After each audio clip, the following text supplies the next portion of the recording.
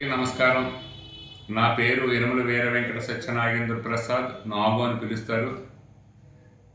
నాది కేసినపల్లి గ్రామం, కేసినపల్లి సర్పంచ్ని, మలికిపురం మండల సర్పంచుల సమాఖ్య అధ్యక్షుడిని. నేను తెలుగుదేశం పార్టీకి చెందినటువంటి వ్యక్తిని. ప్రెసిడెంట్కి పార్టీ ఉండకపోవచ్చు తప్ప నేనైతే తెలుగుదేశం నుంచే నెగ్గాను.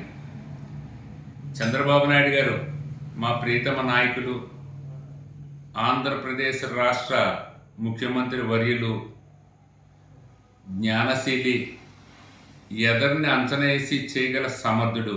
అటువంటి ముఖ్యమంత్రి ఈ రాష్ట్రానికి రావడం చాలా అదృష్టం. అలాగే గేమ్ చేంజర్గా కానీ, ఒక అగ్రెసివ్గా ఏదైనా ఒక సమస్య ఉంటే కుండబద్దలు కొట్టినట్టు మాట్లాడే వ్యక్తి జనసేన చీఫ్ పవన్ కళ్యాణ్ గారు, డిప్యూటీ సీఎం ఆంధ్రప్రదేశ్ వారికి ప్రత్యేకించి అనేకమైన నమస్కారాలు తెలియజేసుకుంటూ నేను ఈ వీడియో చేయడం తప్పట్లేదు. అయ్యా, మిమ్మల్ని కలవడానికి నా స్థాయి సరిపోవట్లేదు. నేను చేసే వీడియో మీ వరకు రావాలి, ఒక్కసారి పరిశీలిస్తారనే ఉద్దేశం మీదే ఈ వీడియో చేస్తున్నాను. మా మలికిపురం మండలంలో 21 గ్రామాలు ఉన్నాయి. 21 గ్రామాల్లో ఇక్కడ కాపులు ఎక్కువ బాగా.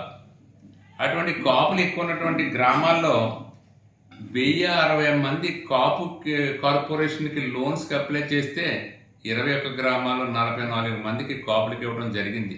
ఇది చాలా దురన్యాయం సార్.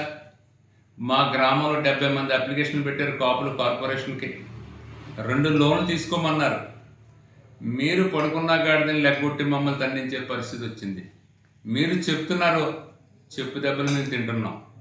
ఒక విధ్వంసకారుడైనటువంటి ఒక దుర్మార్గుని పాలదోడటానికి రాజకీయ విధ్వంసం అయినటువంటి చంద్రబాబు నాయుడు గారిని, పవన్ కళ్యాణ్ గారిని రాష్ట్ర ప్రజలు తెచ్చుకున్నారు. మీరు లోన్లు ఇవ్వలేదని అయితే బాధ ఏమీ లేదు, తక్కువ లోన్లు ఇచ్చారనే బాధ చాలా విపరీతంగా ఉంది. మీరు ఇవ్వకపోతే మమ్మల్ని అడిగేవాడు లేడు, మమ్మల్ని విమర్శించేవాడు లేడు. మీరు 2 లోన్లు ఇచ్చి ఈ గ్రామంలో నన్ను 70 మంది చేత తిట్టిస్తున్నారు. ఒక్కసారి మీరు పరిశీలించాలి. మిమ్మల్ని ఆత్మనేంత స్థాయి నాది కాదు, కానీ మీరు ఖచ్చితంగా పరిశీలించాల్సిన పరిస్థితి వచ్చింది.